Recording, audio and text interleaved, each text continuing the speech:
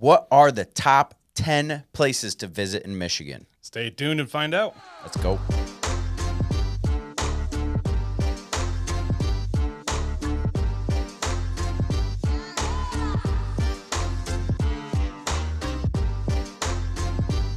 Welcome back to the channel, everyone. My name is Kevin Irwin. And I'm Ross Young. We're local real estate agents here in the West Michigan area.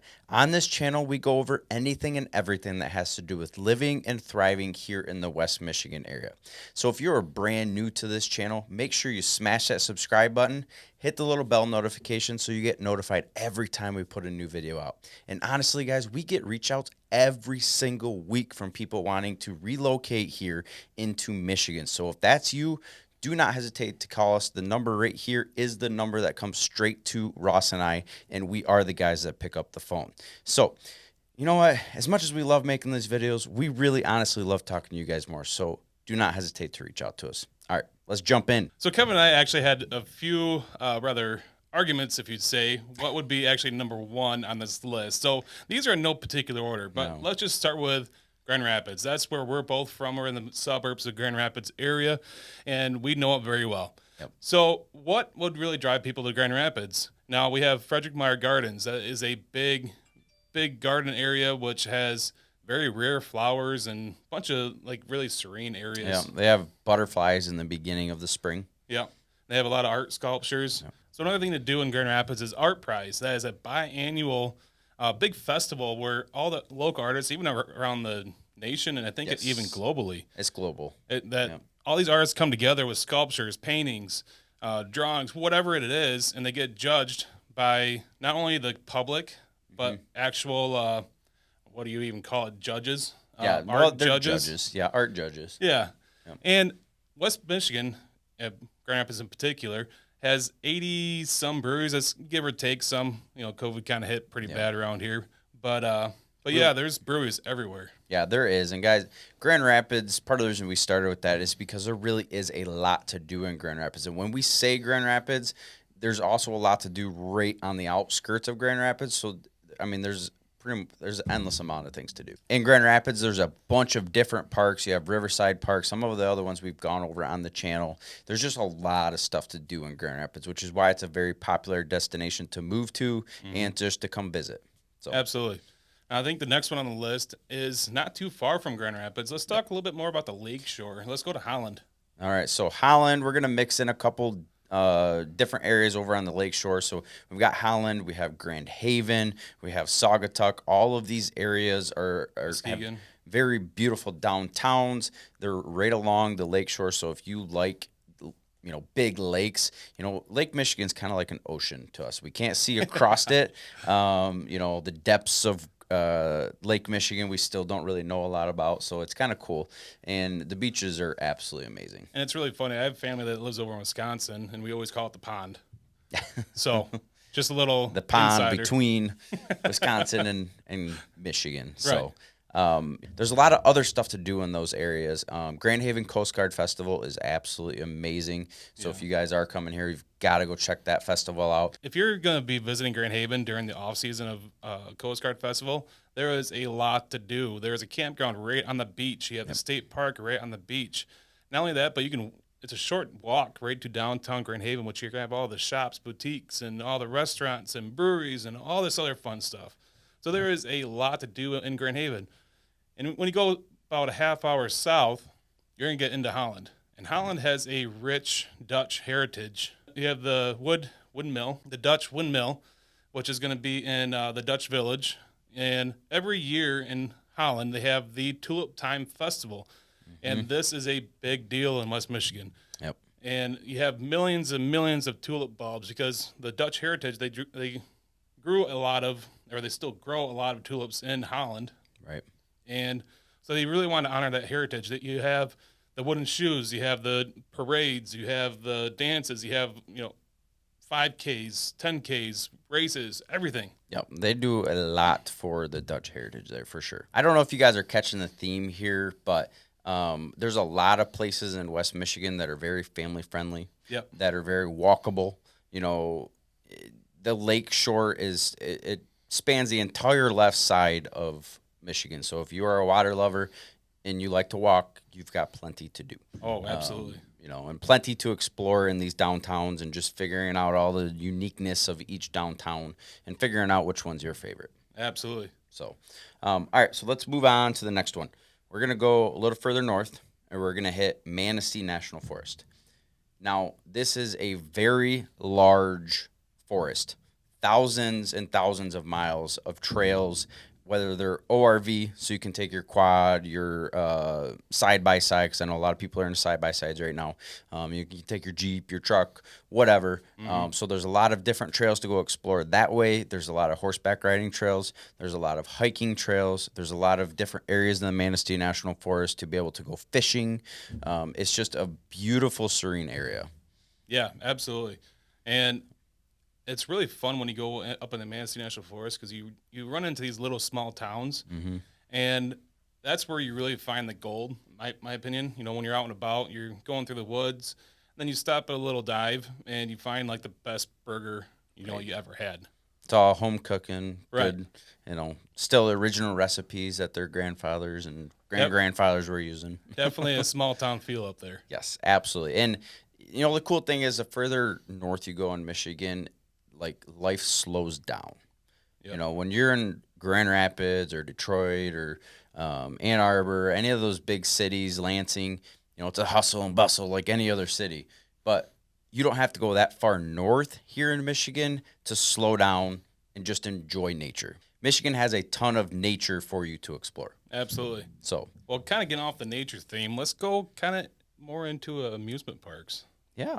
'Cause Yeah. those are fun. Let's dive into a little bit of Muskegon. Yeah.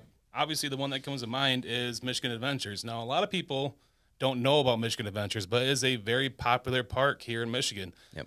And for good reason. They have an amazing water park. They have amazing roller coasters. I wouldn't say, it's a spin-off of what like Cedar Point is for all the Midwesterners on this channel. Right. It's kind of a spin-off of Cedar Point, which is in Or Ohio. Six Flags. More people Six might know Flags. Six Flags. Right. So a little bit smaller than those. Right. But it's not far from Grand Rapids area. No, it's not. And we take, we have little children, so we haven't taken our children there. But as kids, we went there all the time, and it was the highlight. We loved going there. Right. Their wood roller coasters beat the ever-living crap out of your ribs as adults, so forewarning on that. But they're still fun. The pain is worth the pleasure. Yep. So, keeping on this topic of amusement parks, there's a lot of different amusement parks in Michigan to visit. And, when we say amusement parks, it may not necessarily mean that they'll have roller coasters and stuff. We have Great Wolf Lodge. They have a amazing water park indoors. So that one's really fun to go to all year round, but especially in the wintertime. So the last thing we're going to mention about Muskegon, because, guys, honestly, we could go on and on and on about all the lake towns. And honestly, Ross, we're probably going to do a video really taking a deep dive into all these lake towns. One of the cool things about Muskegon, you have a very nice state park that has 2 separate campgrounds. And there's a bunch of hiking trails and bike trails around it. So if you are a camper, that one is one to check out, even though there's a million different campgrounds in Michigan. But just thought it was a good one to mention because it is a very nice park. It is. And like you said, there's just a million different lake towns that you can find in Michigan. Just going up the west coast there, you have, from Muskegon, you go north to Ludington, you go north to Frankfort, you go north to Traverse City, which we're going to talk about. Then you go north to Petoskey. They're just scattered all over the place. So if you're an adventure lover, Michigan is the place to be, guys. It really is. It is such an adventurous area. Yeah. So. Being that it's summer, though, kind of on the same thing of amusement parks, we really didn't talk about skiing much. No, there are a lot of opportunities for skiing and snowboarding, but that's going to have to be another video, I think. Yeah. We'll jump into that. There is quite a few of them, but we want you guys to subscribe so that you see our other videos. So we'll talk about those in another video. So let's jump into Traverse City. Since we named it, we started talking about it. Traverse City is definitely a touristy town. There's a lot of golf courses up there. There's a lot of wineries up there. You can do a lot of different wine tasting, and it's just stunning countryside up there. Not only that, but the water in the lakes and stuff up there, like Torch Lake up by Traverse City. Torch Lake. Oh, it's Kid Rock has a house on Torch Lake. Fun so fact. Beautiful. Of course, a Michigan person would say that. Of course. If you are a boater and you're an avid water lover, you absolutely have to put Torch Lake on your list to go check out, because it is like Caribbean in northern Michigan. The waters are crystal clear. You can see all the way down to the bottom. Where this water came from and why that's like that, I have no idea, because all the other lakes in Michigan really aren't like that. They're more cloudy blue lakes, but that one for some reason is like you're in the Caribbean. All right, so the next one, this is another one for avid motorsports lovers. Silver Lake Sand Dunes in Michigan is absolutely phenomenal. Essentially what it is a massive dune area that you are able to take your vehicle out, get your tire pressure real low, and climb up sand dunes with your vehicle. It's an absolute blast. It is a touch dangerous, so make sure that you're paying attention to all the safety rules and paying attention to all the drivers around, because there's a lot of people that go out there. So if you go out there on a holiday weekend, It's crazy. it's crazy busy, but it's also cool if you just sit there and watch people get crazy. You've got all the sand rails up there with super high horsepower engines in them, and some Jeeps that have super high horsepower engines in them. It is a lot of fun if you're into that kind of thing. It's really an off-road, outdoor auto show. Some of the stuff they bring it. You see it on trailers going up the highway and stuff. Right. It is just crazy. Yeah, people spend a lot of money on their rigs, literally to bring them to that place. So let's talk about something that's a little bit slower. yes, Sleeping Bear Dunes. They have just massive dunes, right on the edge of the lake. And there's a lot of hiking opportunities in Sleeping Bear Dunes. I think there's a camp there as well for kids.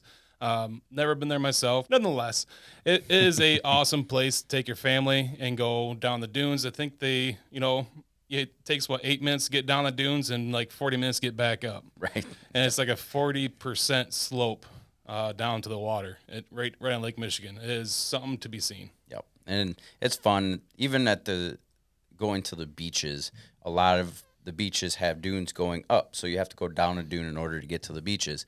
So I can remember as kids just running full speed down those, and it's okay if you fell, because you're just going to roll down sand. Right.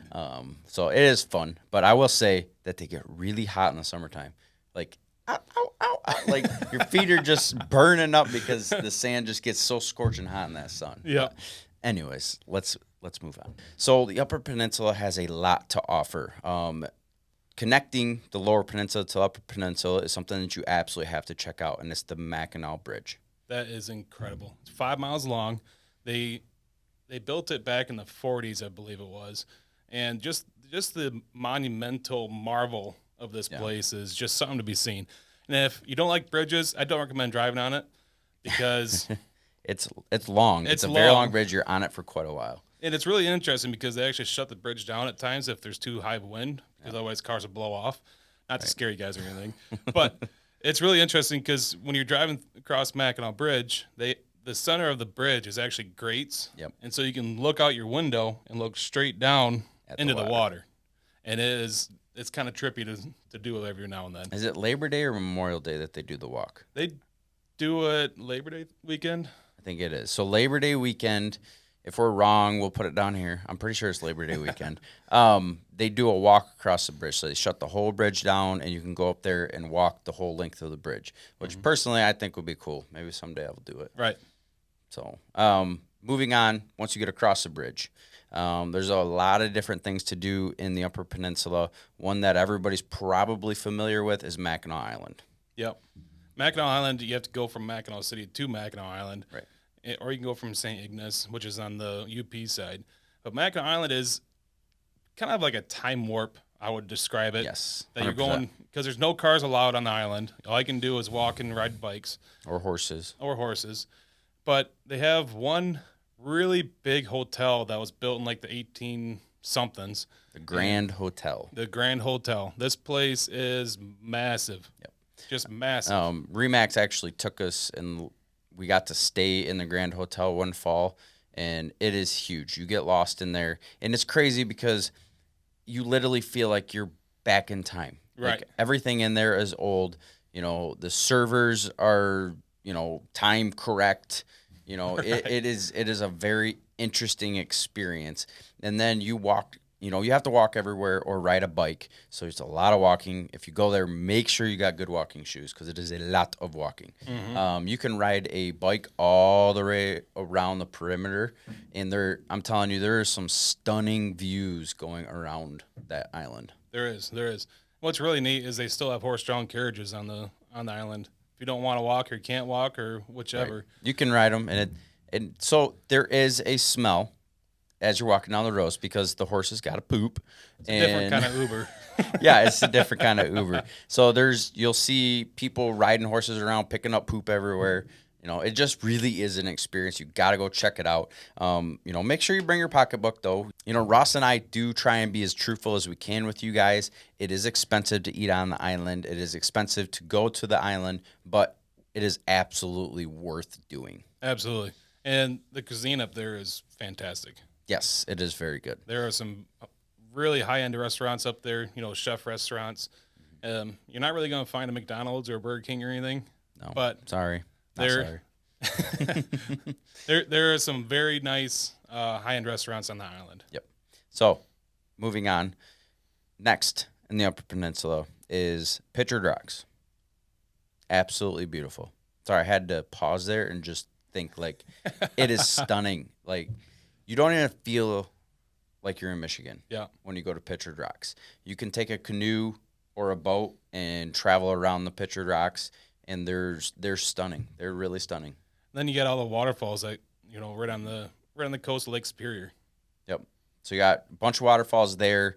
Tonquanima Falls is another one to talk about in the Upper Peninsula that has hiking trails all around it. So after you visit Tonquanima Falls, some other areas in the Upper Peninsula, wow, that's a tongue twister. Some other areas in the Upper Peninsula are Porcupine Mountains. Those are very beautiful. So that's probably one of the only spots you're going to find mountains in Michigan. Right.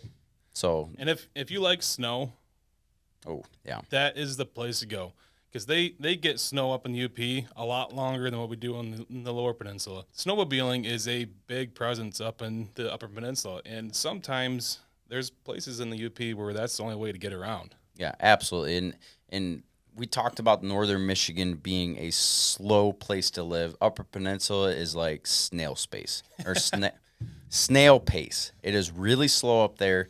Not that that's bad. Right. Because if you choose to live up there, just know that it is very slow. You got to go a lot further to get to anything. Cell phone reception is absolutely horrible up there. So do not plan. Make sure you know how to use a map because, not that that's a map, but because you will not be able to use your cell phone. So if you're going to go up there to a certain destination, make sure you put it in your GPS before you get into the thick of the Upper Peninsula. All right, so as you can see, there is a ton of different stuff. I'm pretty sure we hit more than 10 things, but that's okay. We could go on and on and on. So we're going to make more videos. So again, if you guys are not subscribed, that's what you need to do, subscribe, because there's a ton more content. We're actually going to get out to these beach towns and actually go vlog these beach towns for you next. We talked about them a little bit in here, but we want to show you guys these communities from the communities there. So instead of us just chit-chatting about them and you seeing pictures, that you're actually seeing it firsthand. Absolutely. So appreciate you guys. See you soon. Talk to you soon.